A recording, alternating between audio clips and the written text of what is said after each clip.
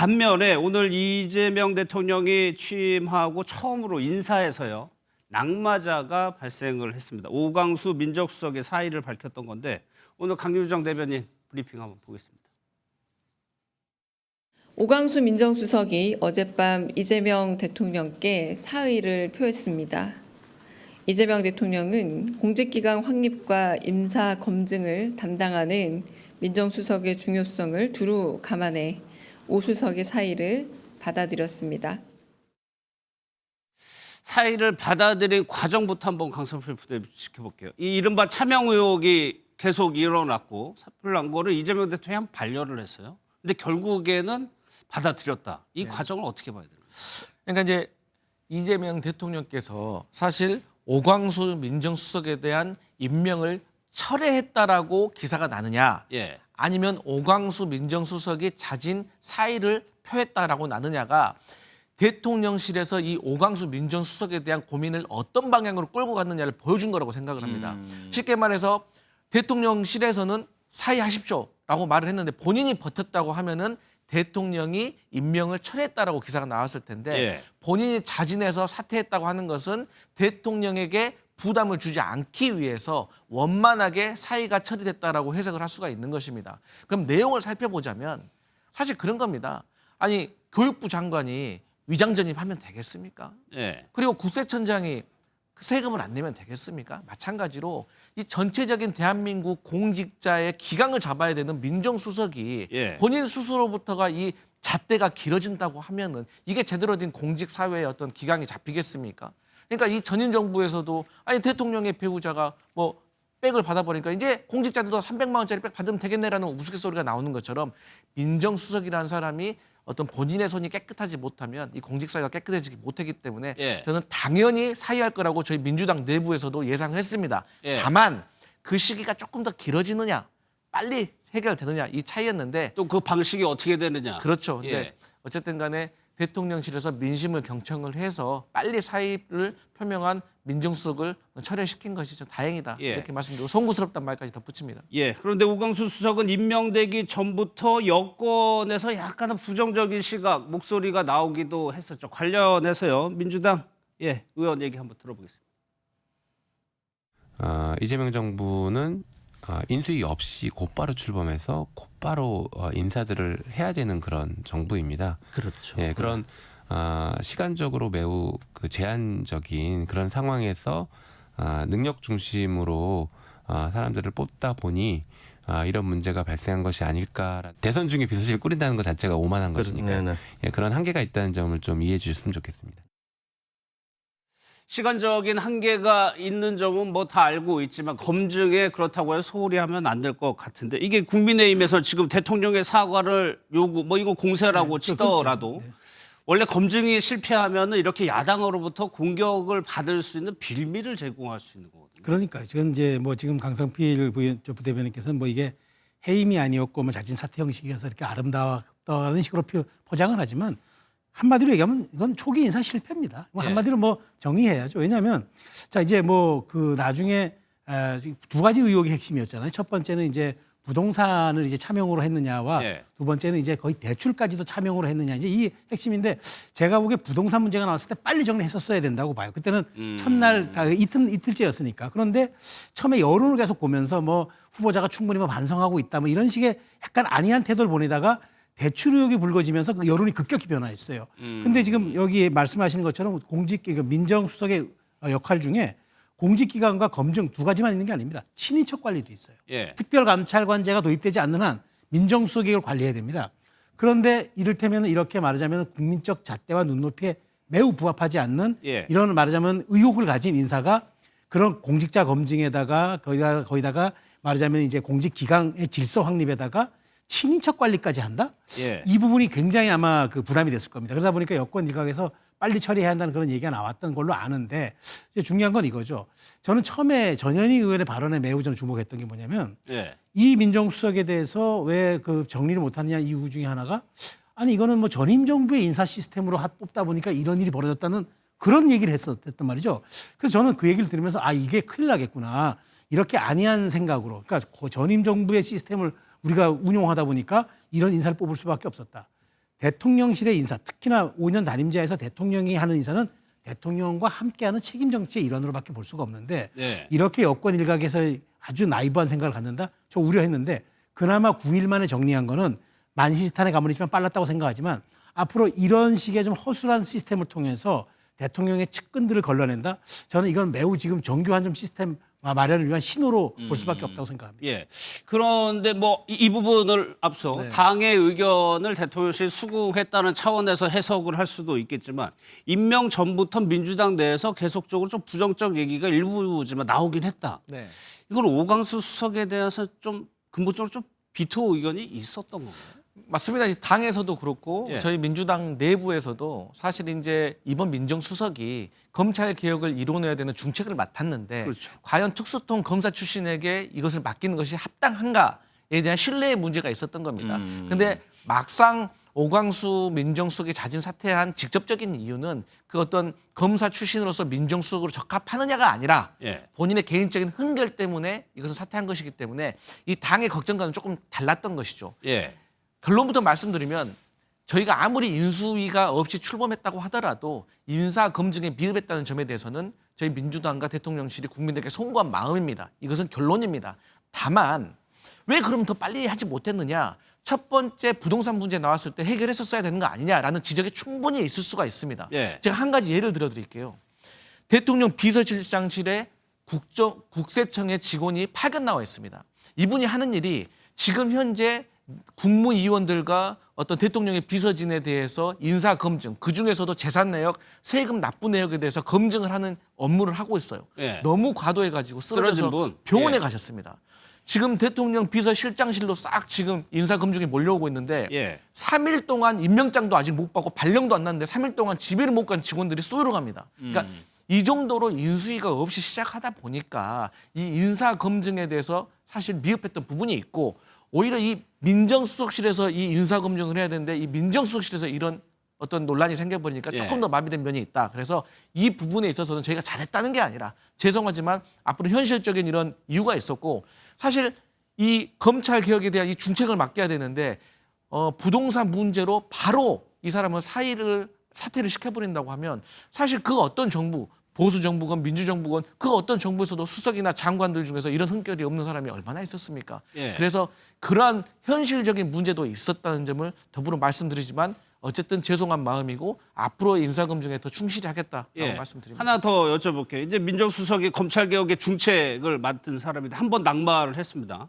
뭐 물론 이재명 대통령이나 여권에서는 인력 풀을 가지고 있겠지만 다음에 민정수석을 임명할 때 고민을 더 할 수밖에 없는 상황이 된 거잖아요. 그런데 그렇다고 해가지고 늦어서는 안 되는 인물이기도 하고요. 네. 사실 이 대통령실에서는 네. 이 오광수 민정수석에 대해서 부동산 문제가 나왔을 때부터 이미 오광수 민정수석과 함께 하마평에 올렸던 최소한 3배수는 있을 거 아닙니까? 그 두 분에 대해서 검증에 들어갔을 겁니다. 낙마 가능성을 염두에 낙마 두고. 가능성 하는 그것이 정상적인 업무 시스템입니다. 예. 그렇기 때문에 이제 가지 후보자에 오르셨던 분들 중에서 다시 재빠르게 좀 검증을 해서 이런 실수가 되풀이되지 않도록 준비를 하고 있었고 그게 어느 정도 끝났기 때문에 오광수 민정수석도 사의를 표명한 것이라고 제가 사실 솔직한 속내를 좀 업무적인 시스템을 좀 말씀드렸었어요. 조만간이라고 보면 되겠네요. 네, 저는 그렇게 보는데 이제 제가 이제 당장 그 실무를 제가 한 건 아니기 때문에 예. 근데 보통 우리가 뭐 당에서도 그렇고 정부에서도 그렇고 이런 업무 프로세스가 있기 때문에 예. 이미 이제 차기 이제 후임 민정수석에 대해서도 이미 검증이 거의 끝났을 거라고 저는 개인적으로 생각을 하고 있습니다. 알겠습니다. 그리고 어젯밤에요. 이재명 대통령이 3대 특검을 맡아서 수사할 특별검사를 임명했죠. 이 특검들의 출사표 한번 들어보도록 하겠습니다. 제가 맡게 된 사건이 사회적으로 논란이 많이 된 것으로 알고 있습니다. 그런 만큼 객관적으로 사건을 바라봐야 되지 않을까 싶습니다. 아마 그건 제가 평가할 일은 아닌 것 같고요. 이 사건에 이제 억울한 죽음이 있잖아요. 그 부분에 대해서 명백하게 실체적 진실을 규명하겠습니다. 그 대통령께서 이제 G7 갔다 오셔갖고 할 줄 알았는데 어저께 갑자기 뭐 추천되자마자 밤에 해서 좀 약간 당황스러운데 외압이나 이런 거에 상관없이 진실을 명백히 밝히도록 하겠습니다. 이명현 특검도 이재명 대통령이 갑자기 임명을 해서 당황스럽다고 했는데 얘기하기 전에 이 부분 최재성 평론가 하나 네. 여쭤볼게요. 어젯밤에요. 11시 9분에 임명을 했어요. 이때면 기자들도 이제 퇴근해서 집에 가 있을 테고 그런데 이재명 대통령이 이 늦은 시간에 했다라는 건 어떤 이유라고 봐야 될까요? 결제도 정치학이 있습니다. 그러니까 네. 해외 순방 중에 결제했다. 긴급 사안을 얘기하는 거고요. 밤 12시가 다 돼서 결제했다. 사안을 매우 중대하게 받아들이고 낮밤 가리지 않고 일한다는 또 메시지도 예. 중의적 메시지도 있는 거죠. 그러니까 이 얘기는 뭐냐면 지금 대통령실이 낮밤 구분 없이 정말 과로로 쓰러질 정도로 돌아가고 있다는 하나의 정무적 메시지도 되지만 이 사안을 대통령이 정말 그 오밤중에도 처리할 만큼 긴급성과 어떤 중의성을 아주 중대성을 갖고 있다고 저는 그렇게 보내는 시그널로도 생각이 됩니다. 그러니까 우리가 해외 순방 중에 결제했으면 굉장히 그런 것도 수행 기자들이 아주 엄중하게 받아들이잖아요. 그렇죠. 그런 어떤 뭐 의미가 재난이라든가 있을까? 뭐 그렇죠. 이런 이제 그렇게 결제하죠. 받아들이는데 예. 그렇게 준하는 메시지를 던지는 시간이었다고 보고요. 예. 어쨌든 대통령이 이 3대 특검에 대해서 특히나 이 내란 특검은 공약 사항이기도 했었고 반드시 이제 좀 먼저 우선적으로 처리하겠다고 얘기했기 때문에 저는 특검들이 지금 갖고 있는 그 중요한 마음은 인정이 됩니다만 오늘 조은석 특검 같은 경우가 바로 지금 이 보도를 보니까 가장 먼저 박세현 이 검찰 수사본부장부터 특별수사본부장부터 만났더라고요. 예. 이 얘기는 뭐냐면 속도감을 내겠다는 뜻으로 받아들여지기 때문에 저는 다만 이런 생각이 듭니다. 이렇게 이제 의욕도 넘치고 하지만 결국에는 이런 수사들이 말하자면은 전방위적으로 무차별적으로 가서는 안 된다. 예. 정말 정밀 타격하듯 외과 수사하듯 핀셋으로 저 핵심만 집어내서 6개월 사이에 국민들에게 제대로 수사 결과를 보임으로써 사후 동의성을 이끌어내는 그런 수사가 돼야 되는데 의욕이 너무 앞서가지고 말하자면은 이런 것들이 정치적으로 해석될 수 있는 그런 것들은 좀 하면 안 되는데 예. 어쨌든 세 분이 나름대로 저는 그 보니까 이제 뭐 조국혁신당도 1명, 그다음에 민주당 2명 이런 식으로 균형감도 갖추려고 노력한 흔적은 있는데 예. 어쨌든 이 특검에 앞으로 미쳐올 그런 파장들이 이재명 정부가 표방하는 통합에도 어떤 영향을 끼칠지 저는 주목하고 있습니다. 최재성 평론가는 의욕이 앞서면 안 된다고 표현을 해주셨지만 이거를 민주당에서는 속도감 있게 하겠다라고 표현하는 거 아닙니까? 맞습니다. 지금 이재명 대통령으로서는 본인이 대통령으로 당선된 그 이유가 이 내란 특검에 있다고 엄중하게 바라보시는 겁니다. 그렇기 때문에 오밤중에 정말 심각하게 바라보고 있는 이 상황에 대해서 보여준 것이라고 생각을 하고 있고 어쨌든 제 민주당으로서는 이거 속전속결로 끝내야 된다. 예. 어쨌든 이게 자칫 길어지고 다 보면은 이게 정치 보복으로 보여질 수가 있습니다. 그리고 여기에 전국이 매몰될 수가 있죠. 맞습니다. 예. 그렇기 때문에 저희가 애초부터 대선 캠페인 기간에도 내란 특검을 통과시킨다고 하더라도 예. 이 특검과 관련해서는 철저하게 당에서 우리가 케어를 하고 대통령께서는 민생과 경제에만 집중하실 수 있도록 하겠다라고 저희가 공언을 해왔고 어쨌든 최대한 빠른 시간에 정확한 수사를 통해 가지고 빨리 끝맺음을 맺겠다라는 예. 의지로 보여주시면 될 것 같습니다.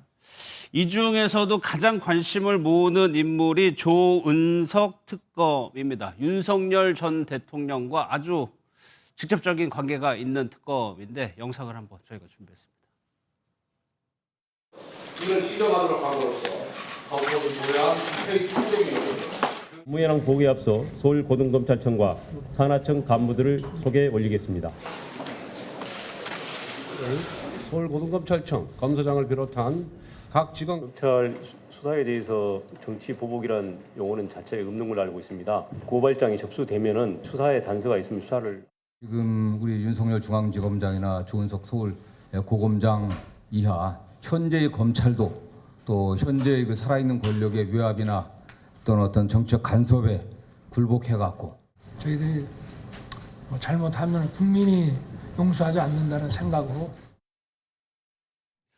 영상을 보시면은 이제 조은석 특검 옆에 윤석열 전 대통령이 앉아 있죠. 그러니까 저 때가 고검장이고 중앙지검장 아마 시절일 거예요. 그러면 조은석 특검이 고검장이니까 당시 윤석열 전 대통령보다 위에 그렇죠. 있었던 거예요. 그런데 검찰총장이 되면서 또 역전되기도 그렇죠. 했고 관계가 좀 있습니다. 그렇습니다. 지금 뭐 그런 뭐 어떻게 참 뭐 애증의 관계라고 표현해야 되는지 예. 아니면은 서로 이제 그 경쟁했던 경쟁 관계라고 표현해야 되는지 제가 좀 표현은 불명합니다만 어쨌든 지검보다는 고검이 우리 법체계상 위에 있기 때문에 당시는 그 윗선에 있었던 거고 그다음에 검찰총장 사실 후보군에도 올랐었어요. 조은석 고검장이 그렇지만 같이 이제 경쟁을 좀 그렇죠. 경쟁을 했다라고 했었죠. 근데 이제 표현할 수 최종적으로 있죠. 예. 이제 윤석열 전 대통령이 검찰총장이 임명됐는데 저는 조은석 지금 특검에 감사위원 때의 어떤 그런 행동과 그다음에 지금의 또 발언도 제가 중요하게 보는 게 예. 지금 조은석 특검이 이제 사초를 쓰는 자세로 직을 수행했다고 메시지를 했는데 사초는 말이죠. 이제 물론 이제 조선왕조실록을 쓰는 그 사관들을 얘기하는 거죠. 우리 지금으로 치면은 사실 언론인 역할을 하는 그런 사람들이 이제 한 건데 자 생각해 보시면 그렇습니다. 사초를 쓰는 자세는 현 권력에 불편한 것도 다 기록하겠다는 의미입니다. 근데 이건 과거 권력을 터는 거거든요. 예. 그렇기 때문에 저는 혹시 조은석 특검이 과거 권력을 탈탈 털겠다는 그런 뜻으로 사초를 얘기하지는 않았을 것 같고 예. 그러면 설령 현 정권은 내란 특검에 관계는 없지만 본인이 이런 것에 대해서도 일종의 말하자면 현재 여권이 주문과 외압이 있더라도 정말 냉정과 객관을 통해서 바라보겠다는 그 의지를 표명했다고 믿고 싶어요. 그래서 저는 사초를 쓰는 자세라고 했기 때문에 현 권력이 설령 불편하거나 현 권력이 설령 수사 결과가 왜 이렇게 나와요? 할지라도 사실과 정말 객관에 기반해서 이번 사건을 해줘야지. 예. 그렇지 않고 내란 특검이 전방위적 무차별적으로 갈 경우에 야당을 완전히 초토화시키거나 아니면 국민 통합이 아니라 국민 분열로 갈 수도 있는 그런 결과를 낼 수가 있기 때문에 예. 저는 다른 어떤 특검보다도 조은석 특검이 가진 역사적 정치적 무게가 남다르다. 그걸 가지고 좀 직에 임했으면 좋겠다는 예. 생각입니다. 아직 특검이 정식으로 출범한 것이 아니기 때문에 두 사람의 과거 인연을 가지고 지금 볼 수밖에 없고 특히 야권에서는 그 부분을 계속적으로 얘기하는 것이 결국에는 이제 조은석 특검이 경쟁에서 밀려서 검찰에서 나온 모양새가 됐기 때문에 이런 두 사람의 악연이라고 하면 악연이라고 하는 이 감정이 혹시 수사에 반영되는 거 아니냐 이런 우려거든요. 그래서는 안 되겠죠. 그러니까 사실 중앙지검장과 고검장이라고 하는데 사실 중앙지검장은 아시다시피 고검장급입니다. 예. 그럴 때 아래에 뒀다고 하는 것도 조금 어색한 표현이고 사실 검찰총장에서 같이 경쟁을 했다고 하더라도 그거야 어쩔 수 없는 거 아니겠습니까? 그게 특검으로 만나가지고 본인이 과거의 감정을 실은다는 것은 좀 말이 안 되고 그동안 조은석 이 검사 출신이 지금까지 살아온 것을 보면은 그렇지 않을 거란 믿음이 있습니다. 왜? 예. 이분이 정의로운 검사라는 거예요. 왜 그런 검사냐?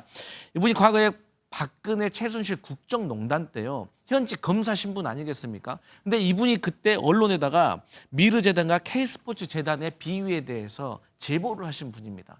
사실 현직 검사가 언론에다가 이례적이네요. 이례적으로 이런 것에 대해서 제보를 한다는 거 쉽지 않아요. 이것은 직을 걸었다는 겁니다. 그런데 이 제보로 인해서 막혀있던 수사가 특검으로 이어지고 그 특검 수사가 탄핵으로까지 이어진 거 아니겠습니까? 예. 그리고 그 이후에 또 감사원에서 감사원장 직무대행으로서 대통령 관저 이전과 관련된 비위 감사에 대해서도 재심을 검토할 정도로 이분이 강단이 있고 또 정의로운 면이 있다라고 생각을 하기 때문에 예. 저희 민주당으로서는 과거의 인연이 어떤지보다는 이분은 오직 증거가 가리키는 방향으로만 가서 진실을 파헤칠 것이다라고 믿고 있고 예. 반드시 그렇게 해야지만 이 특검이 정치 보복이 아니라는 것을 국민들께 보여줄 수가 있다. 저는 예. 이렇게 생각합니다. 그 임명 과정이 이제 각 당에서 2명이 올리고 이재명 대통령이 2명 중에 1명을 선택한 거죠. 네, 맞습니다. 그게 조은석 특검인 거죠. 맞아요. 그러니까 조국 혁신당에서는 한동수 전 대검 감찰부장에 대해서 추천을 했었고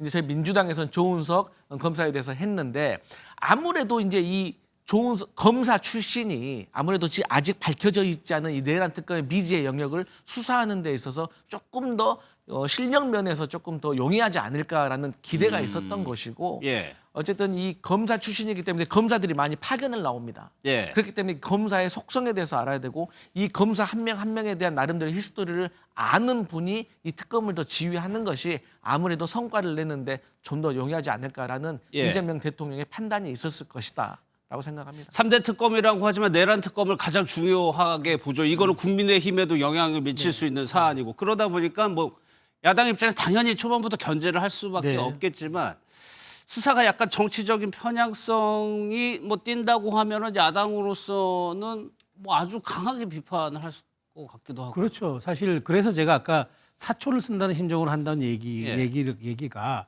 저는 정말 굉장히 그게 엄중하게 받아들여야 되는 그러니까 현 정부와 조금 약간 마찰을 빚더라도 그렇게 객관적으로 해야 되는데 오늘 첫 행보를 보니까 박세현 바로 이제 검찰 수사본부장을 만나요. 그래서 물론 자료를 받고 그다음에 거기에 대한 일종의 보고를 듣는다는 측면도 있겠지만 저는 그래서 이제 혹시라도 검찰 내부 사정을 잘 알기 때문에 검찰 내부의 정보력과 어떤 그런 그 자료를 다 한번 동원해서 정말 많은 분들이 우려하는 것처럼 정말 야권 전체를 좀 흔드는 예. 그런 수사가 진행되면은 그건 사실 지금 정말 그건 어려운 일이다 저는 생각을 하는 이유가 실제로 지금 야권에서는 뭘 걱정하냐면은 윤 전 대통령과 당시 계엄 당시와 이럴 때 이제 통화했던 이런 기록들을 가지고 혹시라도 탈탈 털게 될 경우에는 사실상 내란 우리가 그러니까 다시 말하자면 계엄과 내란에서 어떤 일이 있었는지에 대한 그 본질을 밝히는 것보다는 야당을 형해화하고 야당을 무력화시키고 야당의 분열을 양산하는 그런 어떤 의도치 않은 이른바 사이드 이펙트죠. 부작용이 나올 수 있기 때문에 그런 것들을 좀 정밀하게 고려해야 될 것이다. 그러니까 특검은 물론 증거가 가리키는 방향으로 수사를 해야 되겠지만 예. 그렇다 하더라도 이 방향성을 매우 저는 심각하게 받아들여야 되는 건 제1야당을 완전히 형해화시킬 수도 있는 수사 결과가 나올 수도 있기 때문에 사실과 객관에 의해서만 해야지 여기에 그 어떤 정치적 의도도 개입하면 안 된다. 그리고 예. 당연히 뭐 윤 전 대통령과의 사감도 없어야 되겠지만 말 그대로 정말 그 엄정한 얼음판 위에서 이 수사를 진행한다는 그런 각오를 해야지 조금이라도 그런 어떤 요소가 개입된다 그러면은 야당의 거센 반발에도 직면할 수밖에 없는 상황입니다. 예, 알겠습니다.